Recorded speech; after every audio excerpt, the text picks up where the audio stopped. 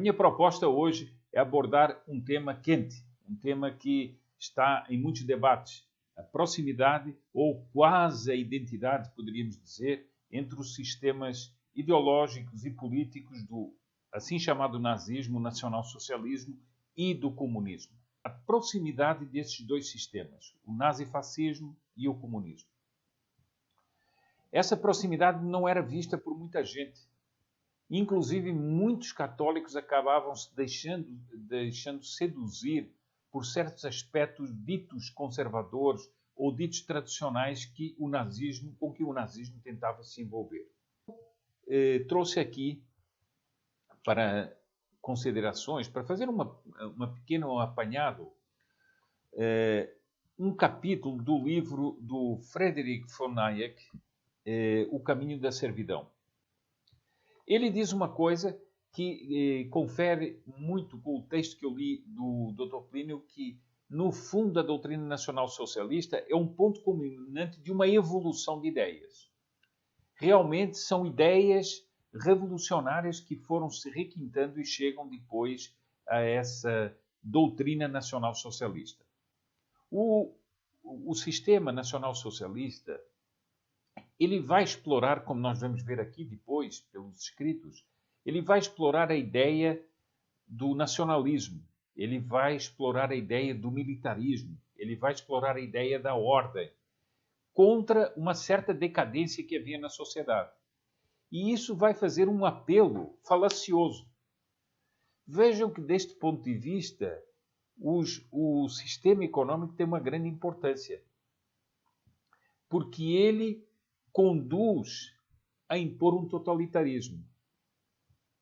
Vejam, abro mais um parênteses, vejam, por exemplo, como os histéricos do clima, os assim chamados ambientalistas, né, os histéricos ambientalistas, tentam hoje, com razões científicas, impor um sistema econômico mundial organizado desde cima. É muito curioso e isso é uma das notas totalitárias desse movimento que diz defender o planeta. Assim como o indivíduo tem que ser submetido ao Estado, as nações têm que ser submetidas a quem detém o poder segundo a distribuição real das forças historicamente determinadas. Portanto, na visão dele, há um determinismo histórico. No caso concreto era a Alemanha, que devia exercer esse determinismo e devia mandar nas outras nações para impor um regime socialista. Assim como o indivíduo era submetido ao Estado, as outras nações deviam ser submetidas a uma nação que comandaria os destinos do mundo.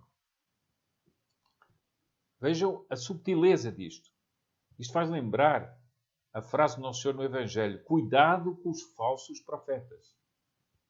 Falsos profetas, ou seja, eles são profetas, vêm nos falar do nacionalismo, vêm falar das melhores tradições, vêm falar de tudo isso, mas depois é para levar e conduzir a um erro total, que é o socialismo.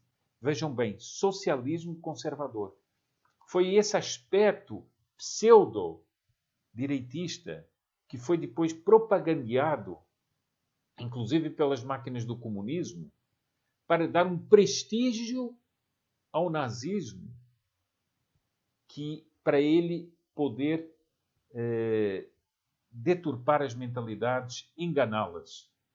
Então, acho muito proveitoso este debate que existe hoje em dia sobre de ver as proximidades dos regimes nacional-socialista e comunista, para que nós não nos deixemos enganar e para que nós vejamos também em certos apelos que hoje em dia há por aqui, por lá e por acolá, de nacionalismos mal explicados.